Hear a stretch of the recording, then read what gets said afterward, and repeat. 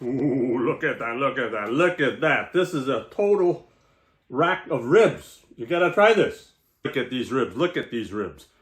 Nice and juicy on the outside, moist and tender on the inside.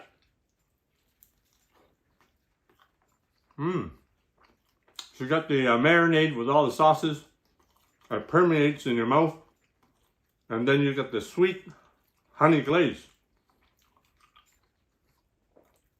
This is the Chinese cooking channel called Chinese Cooking Channel. Today we're doing Cantonese style Chinese barbecue ribs. We're gonna do the whole rack of the ribs at once. I'll explain to you some of the sauces we're gonna use. So let's get started.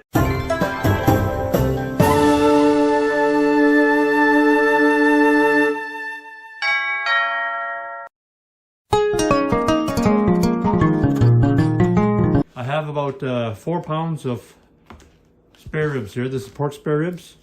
So I'm gonna cook the spare rib in one piece, just like a normal Chinese barbecue place.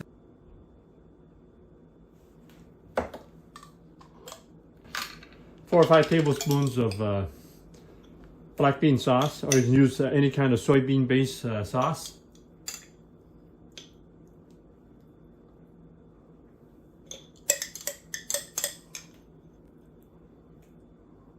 And then you put, I put oyster flavor sauce, my favorite sauce.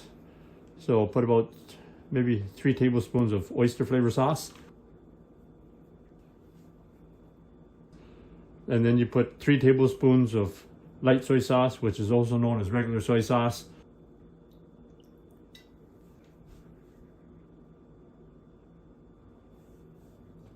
You put in 1 to 2 tablespoons of sesame oil.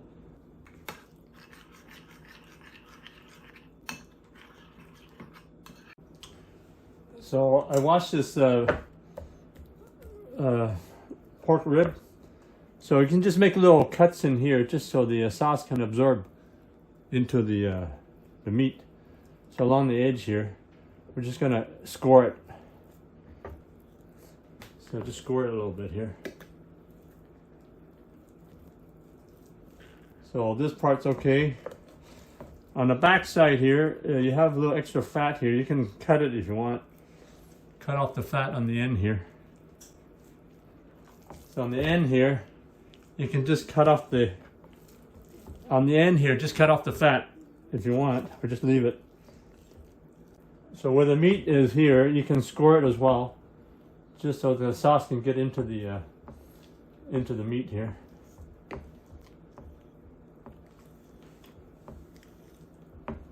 Just not too deep, just to squirt so the sauce can get in.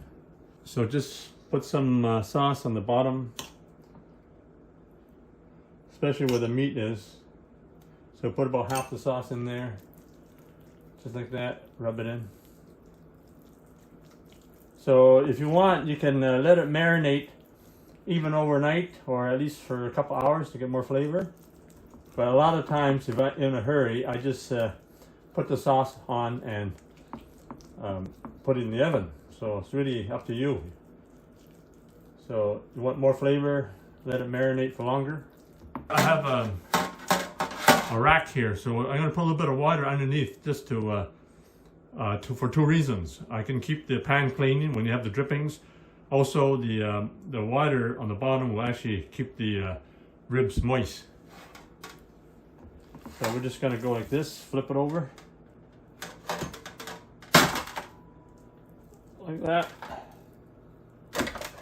Lay it down like this.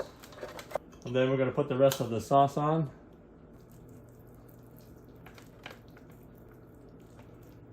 So the sauce is, I like to use a soybean based sauce. You can use a different kind of soybean based sauce. You have the chuho paste, which is made of soybean and also has the fermented tofu. So here's a brand that I use sometimes. This is a Li Kum Ki. So this is same as the Chinese barbecue sauce, except it has fermented tofu, so it gives a different taste. You can use, for example, you can use a black bean sauce. This one has garlic in it as well. So you have a bit of a garlic flavor with the black beans. So this is also soybean based. So this is a barbecue sauce. Sometimes you have it as a fermented bean sauce. So this is a different brand. So this brand here I really like. It's really strong in flavor. So this is same as the other ones. It's soybean base. So they put other ingredients in it to make it a barbecue sauce. Sometimes they put tomato sauce. Sometimes they put sugar. So slightly different taste. Okay, so this is also a soybean based sauce. It's called char siu sauce by Lee Kum Kee. So they have maltose in it. So maltose is almost like a honey.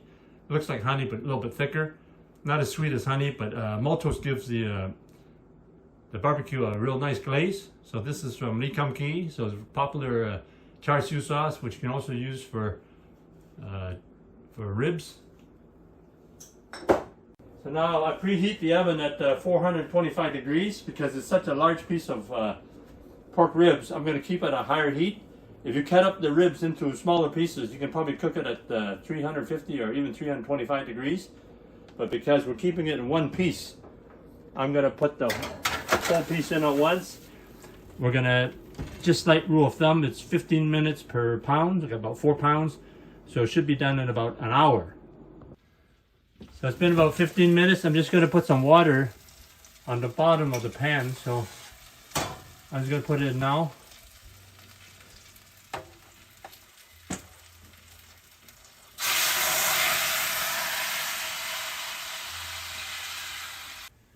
So you can turn it down to 400 or even 375. When you cook it a little less heat, it actually makes the meat more tender when you slow cook it.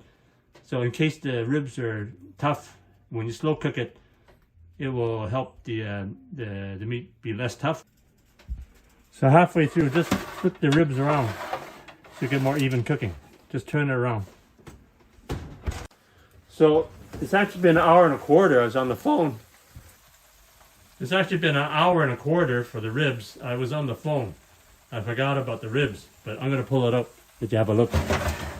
Ah, look at that, look at that. Ooh, look at those ribs. So I'm going to put a little glaze on it. So you can use maltose. So maltose is almost like honey. It looks like honey, but a little bit thicker, it's less sweet. But maltose, I usually mix it 2 tablespoons of maltose with a tablespoon of boiling water. But today I'm just going to use the honey. It's a little bit sweeter, easier to put on. But you can put it straight on, just the honey. Put it in the last 15 minutes, so you get a nice glaze. You get a little bit of sweetness to the ribs. Also, the honey will counterbalance the saltiness of the marinade. For the ribs, just leave it in the oven for the last 15 minutes. I just put on 325. Just to let the honey or the maltose sugar permeate the ribs. So look at that, look at that. This is the Chinese style barbecue ribs, Cantonese style. So look at the glaze. It just covers the top of the ribs. Look at that, look at that, look at these ribs. So this is better than restaurant quality, better than Chinese barbecue quality. Enjoy. Ah, look at that, look at that. So this is the whole rack of ribs I put in the oven. It's juicy, it's tender. It's got the nice marinade with the honey glaze. So you gotta try this. Ow. Fuck. Ouch.